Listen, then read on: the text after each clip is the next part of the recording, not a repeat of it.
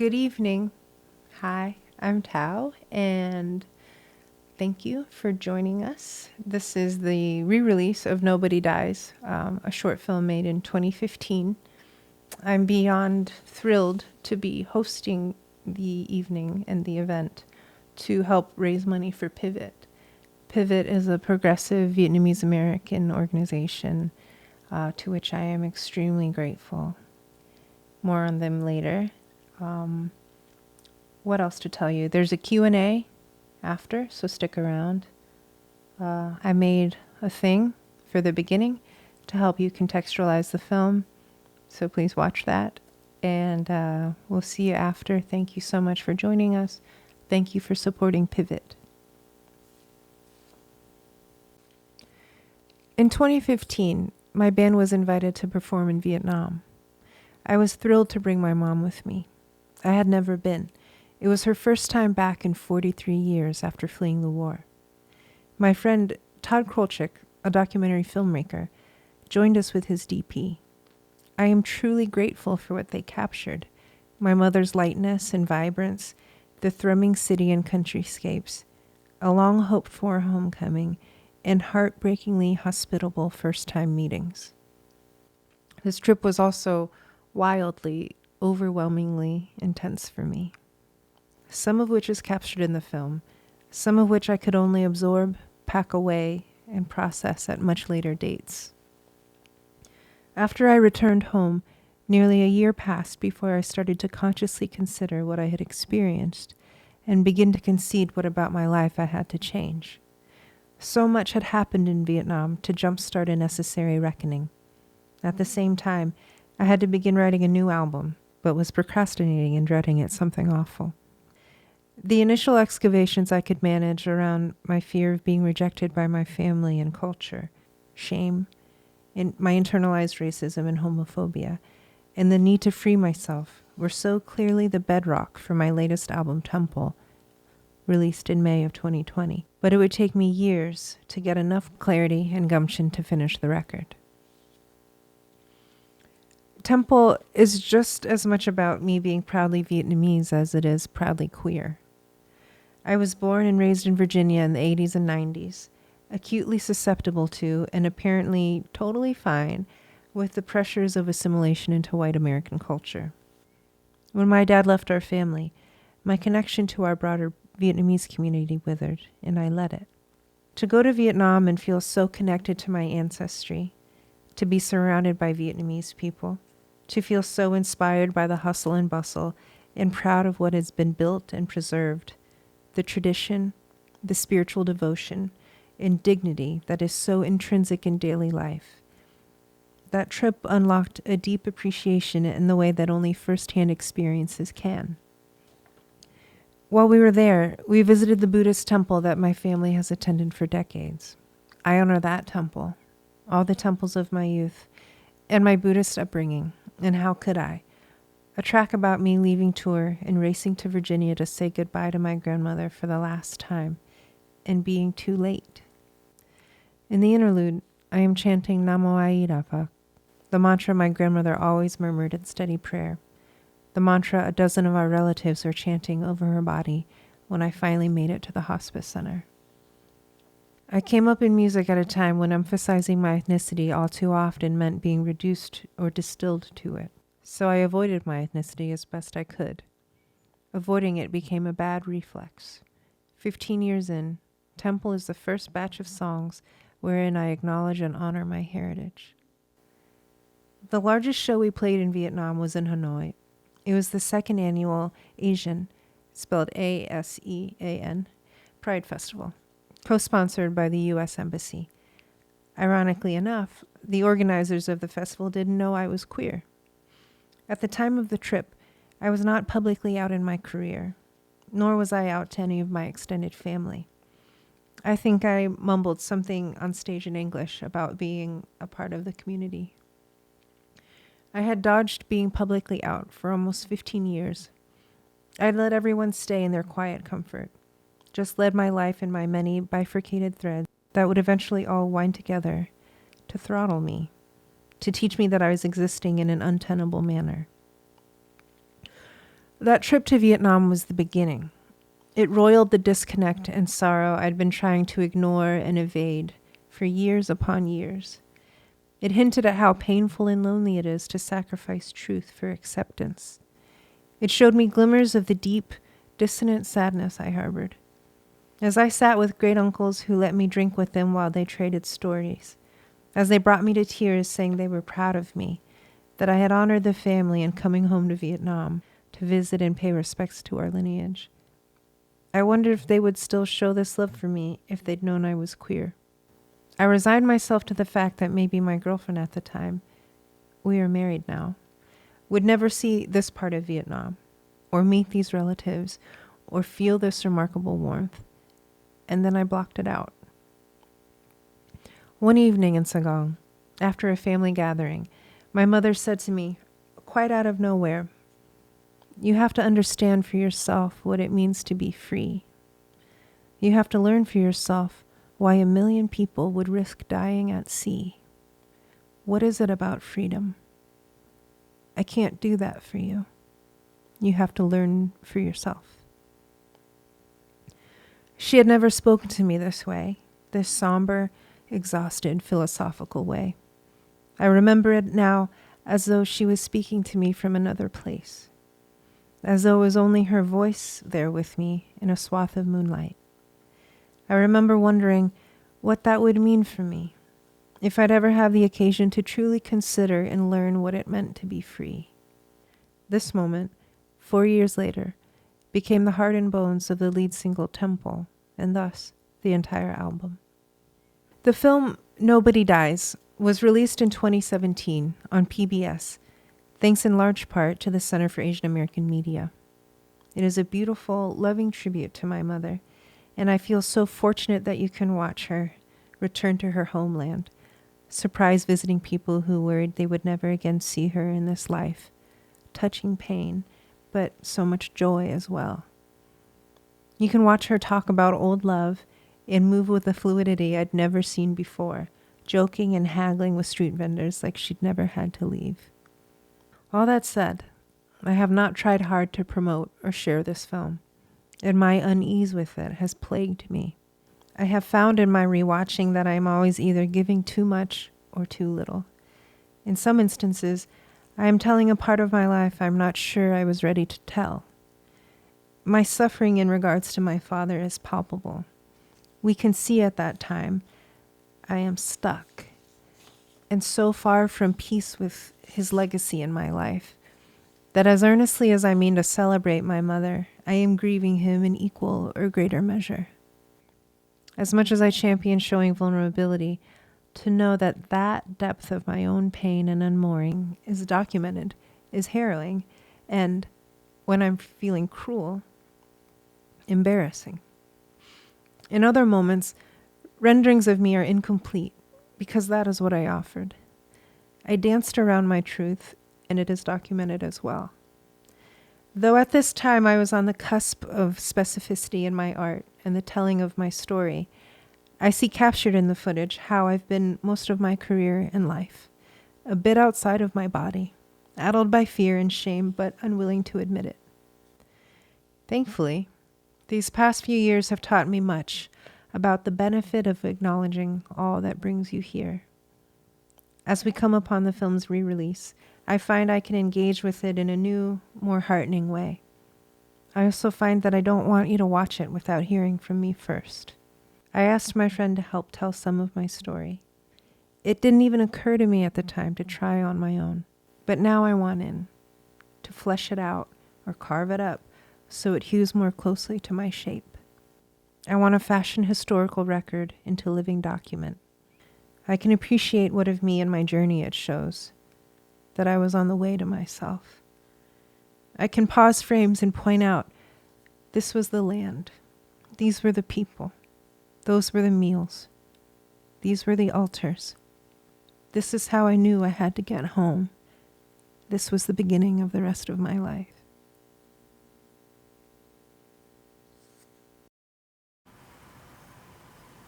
I wanted, for the first time that I saw Vietnam, to be with my mom. She tried to back out a few times. She did? Yeah. How come? I think that just the emotional heft of it was too much. Of course, she didn't say this. What she did say was, my foot hurts if I walk more than half an hour. I don't think I can go. You know, that's the first time.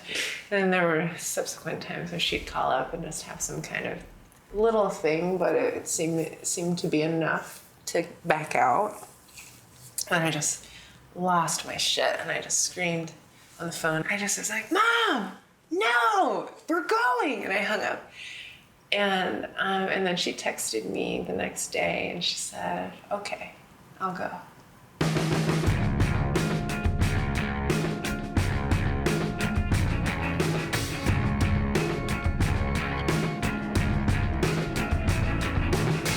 My first song I ever wrote was a book report for Lord of the Flies. And you had a choice. You could either do a book report or you could do whatever. And I wrote a song about them. And I performed it live. Okay. In truth, my first song in performance was in 3rd grade. It's for Charlotte's Web. And I could either do a book report, or whatever, and I chose to write a rap song. Let me tell you a story about a little book. It's called Charlotte's Web. Let's take a look. That's all I remember. Music happened in a way so casually that I didn't, which was very lucky, I know, but it just sort of happened. I just went on this tour, and then it led to another tour, and which led to a record.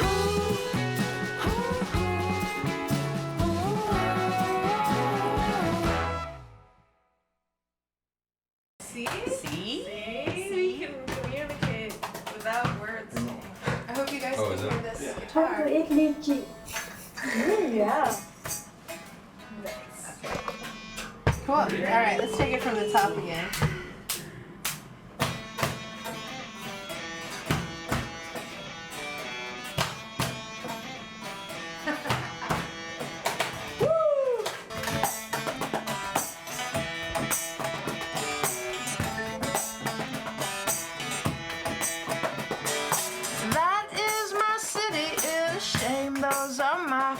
Inside, if I lay still through this shame, if I rest too, that is my city, and that is my city, and that is my city in shame.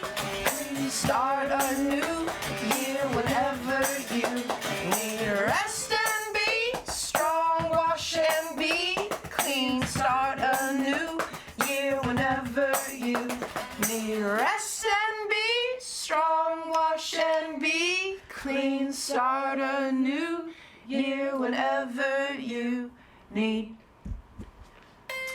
Feeling kind. Nice. I actually was going to guess that. Go in the room here. Everybody try.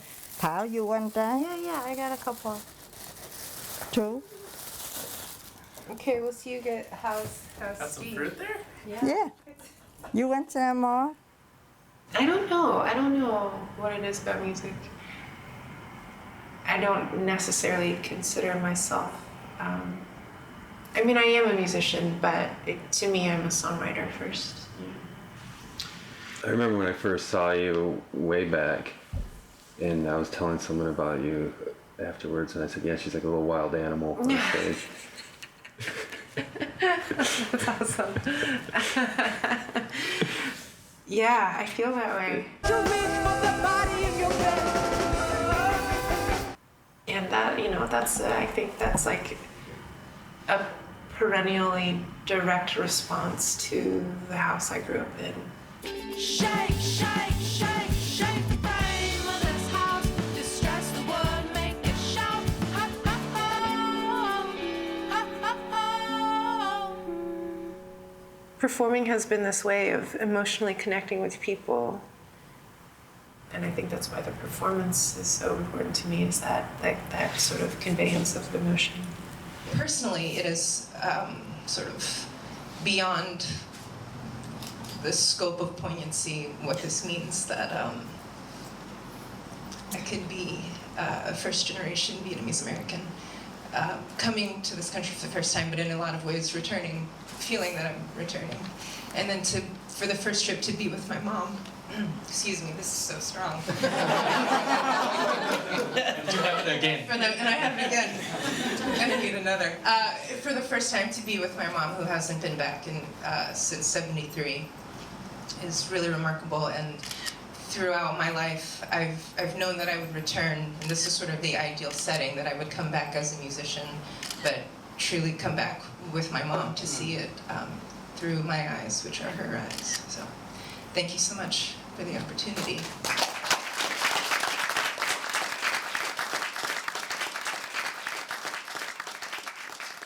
So my mom, she's always talking about all these ex-boyfriends she had, like really amazing stories, especially when she was in Laos and working in the embassy, and she only dated like high-ranking officers in the army, and they would come pick her up, or they would send their drivers to come pick her up. So, two cars come out.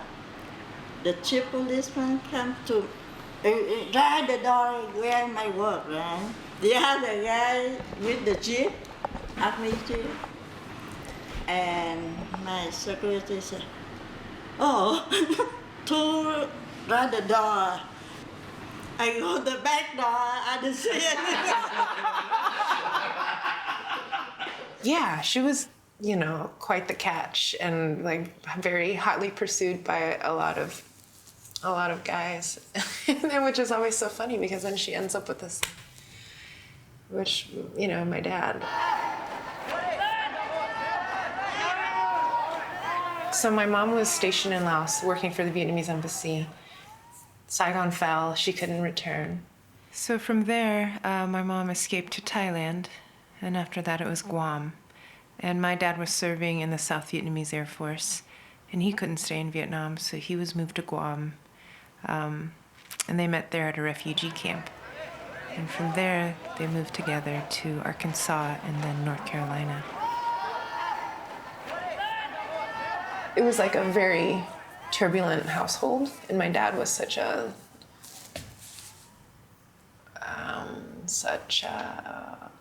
tyrant that it didn't feel safe. There was a lot of, he would be physical, there was emotional abuse, yeah. The recognition of what that was, I think, is different culturally, and so it's been hard for me to be raised as an American and know how wrong it was, but then be in this house where it just was, to a lot of extent, accepted and just sort of condoned as this thing that the man of the house will do, like whatever he will do, he'll do, you know, and be drunk all the time and like be gone and be so unaccountable as a parent.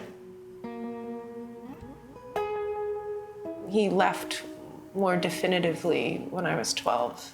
And at that point, he disappeared for over 2 years with no word from him.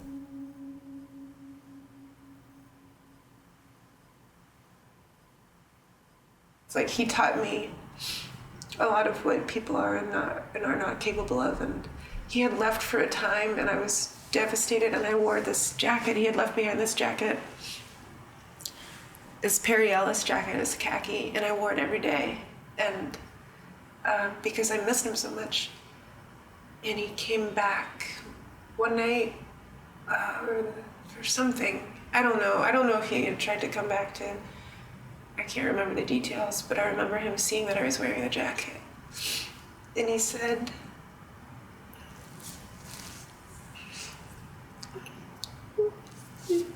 "That's my jacket. Give it back to me," you know? And he made me take off his jacket. And he left again, you know, but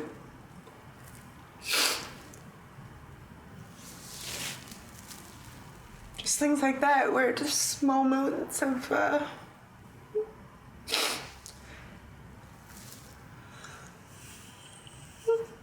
I don't know, just that kind of betrayal. You never forget. You just don't really understand.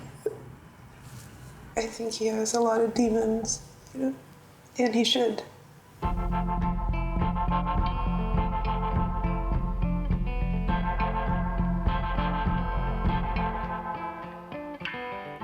Shatter what you will not carry. Smash what you won't bear. Oh, Daddy, I broke in a million pieces. That makes you a millionaire.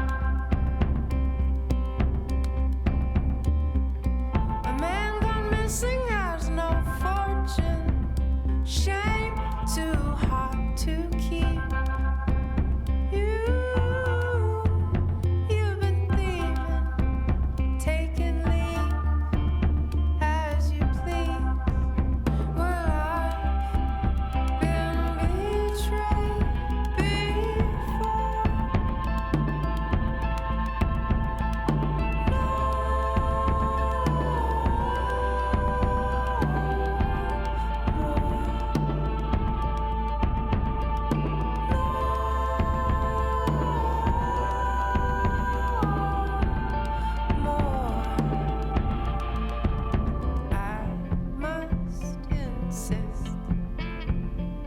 I must insist.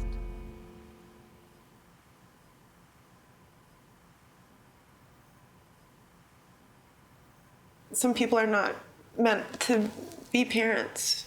They're not meant to be responsible for other people. They're not meant to.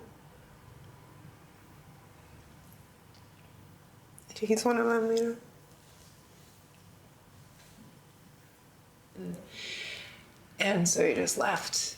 And then financially I didn't know this at the time, but I think there was like a very strong, very potent kind of panic. And my mom just was looking for something that could generate income, and she was going to buy a business. She was going to buy any business. She actually was thinking of sort of acquiring a nail salon. And then at that time I was 12, I was like, the chemicals must be terrible. I've always been super paranoid about chemicals.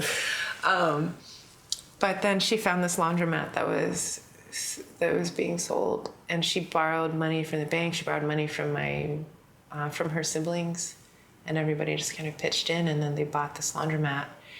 And she'd never, she had none of that experience, but just threw herself into it, and that was her life for over 16 years, probably. She worked so hard. She worked like 17 hours a day with this laundromat. You can see her hands still. They're super wrecked. Like, she has these like crazy patches of dry, sort of rashed, like really wrecked skin on her hands. I always used to look at them.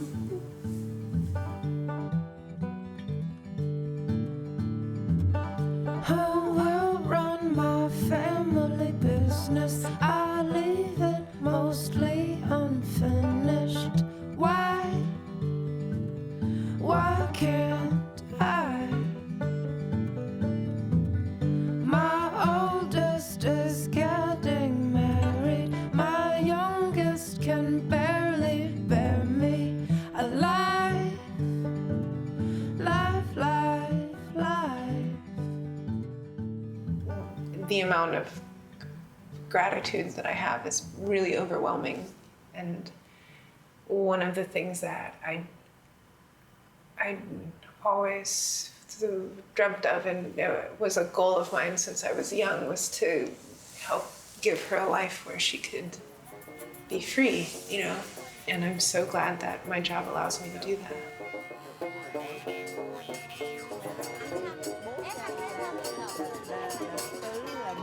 bốn cái làng dây string.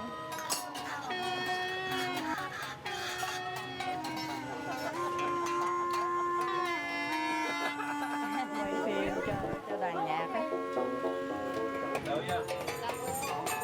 Là giỏi vậy hả? Cho. Wow! Yeah!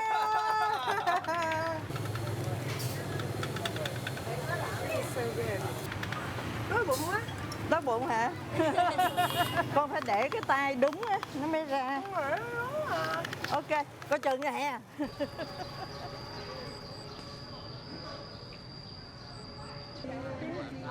sốt lá đầu. That means just hit. Hết thì bao nhiêu? Hết thì nãy bán 30, bây giờ lấy 25 hết. Bao nhiêu một cân mới được nè? 25.000 một cân, 2 cân 50.000. Ok, với 2 cân. Ok, bây giờ vậy nè, 2 cân 30.000 thôi, tại vì không có Khổ tiền, lắm, không bán có đồ đem vốn. tiền theo, không có đem tiền. So my mom's like 20, that's it. Whatever, 20, and then she's like 2 for 50, 2 bags. And I was like, that's fine. And then my mom looks at me, she's like, and she goes, and then I was like, she hasn't looked at me like that in a long time.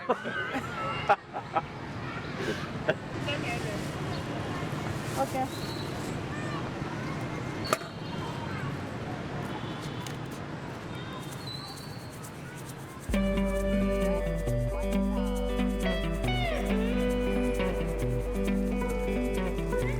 I can't do the real thing. I hurt all my feelings. You gotta keep it kind. You make it a mean why.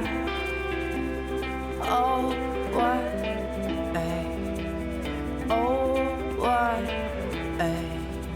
Shameful way to be the same.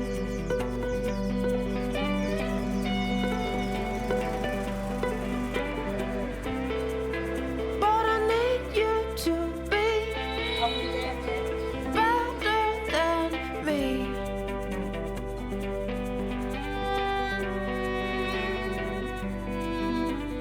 Better than me.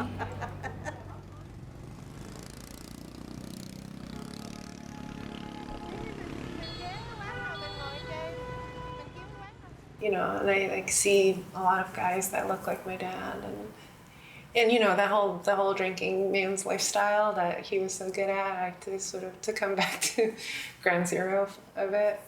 See all these men on tiny chairs, drinking beers, and you wonder what they do with their lives, or like what are they doing? And I see all these people who remind me of my dad, and I see the country that he's from, and I understand more the temperament and the lifestyle and all that, but I don't see him, you know. But to show up at a house and meet people who share the same grandparents, and that I had no idea of their existence, but then I show up in their house and then immediately I am family and they are family, is very sweet, and that's not necessarily something that I've been open to. It's that kind of instant unity or instant relationship, yeah.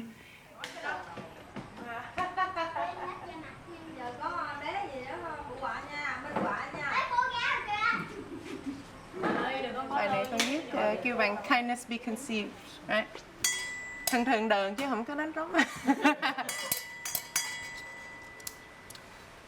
Hold me hard, I've been let loose.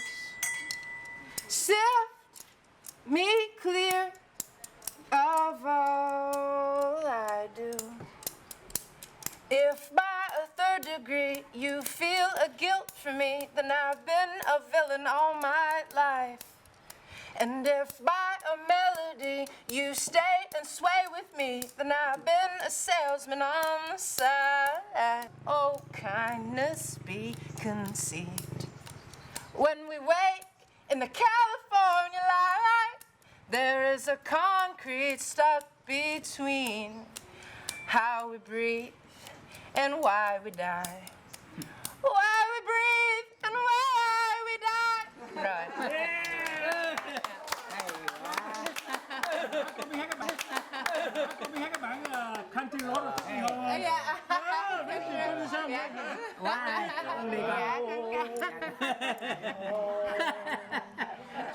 Không, cũng hay lắm. I belong West Virginia, Mountain Mama, take me home, country road.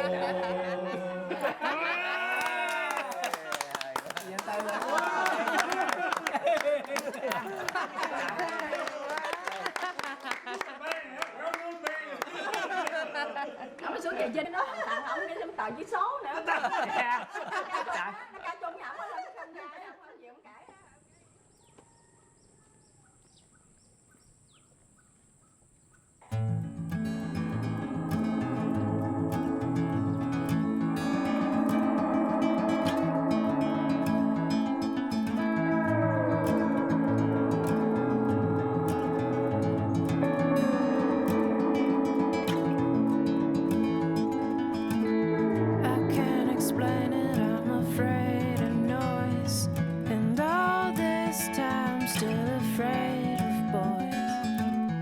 It's in the winter, it's in my head.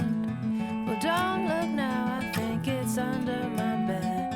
And we drop tears like tally marks. And it builds like snow, and it keeps us apart. And I drop tears like tally marks.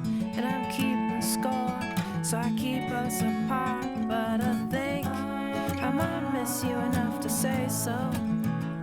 And I think I already did. Well, I think I might miss you enough to say so. And there you go, I just said it again. Well, that same winter, my own man-made tracks. And I did too, but I came back. So don't explain love to me. Love is not why we leave. It is real life dreams. Make-believe people, you can't build cathedrals out of finger steeples. And we drop tears like tally marks. And it builds like snow, and it keeps us apart. And I drop tears like tally marks.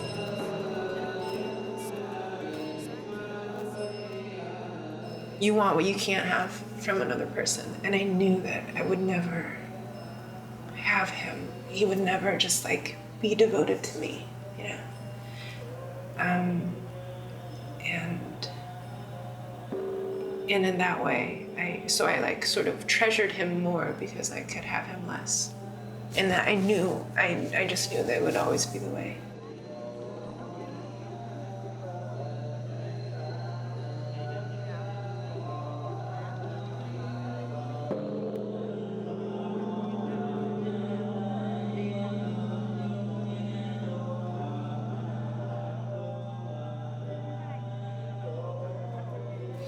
But with my mom, she was always there and always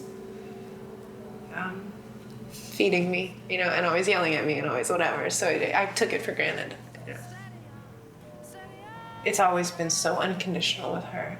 And she's never once withheld any kind of love, you know, which I think is remarkable because she's a person, like obviously she's a human being, but I think she's a saint in that way. Steady on my mind.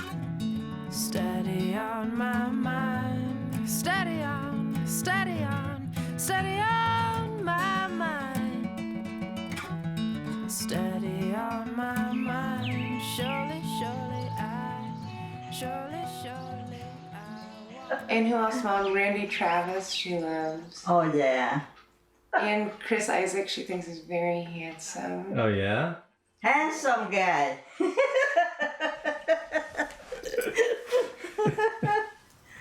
I've always thought that I was so similar to my dad, and with my mom, I didn't think we were similar at all.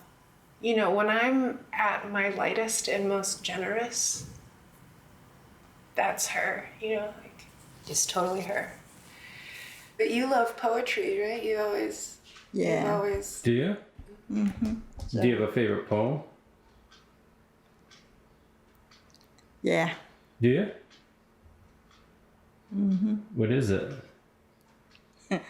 About love. Don't ask anymore, okay? Classic. There's our end. Yeah. That's it.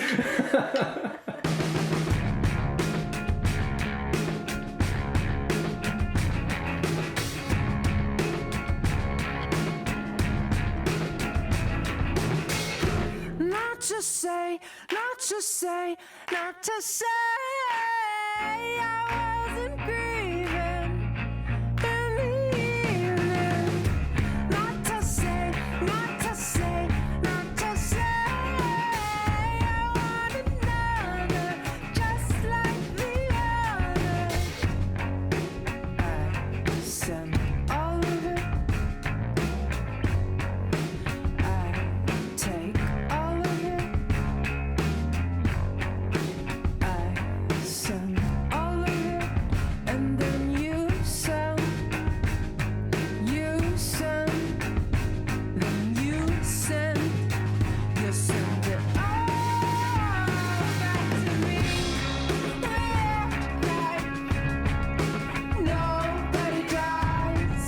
You act like nobody dies. I act like nobody dies. We act like nobody dies. What to say, what to say, what to say?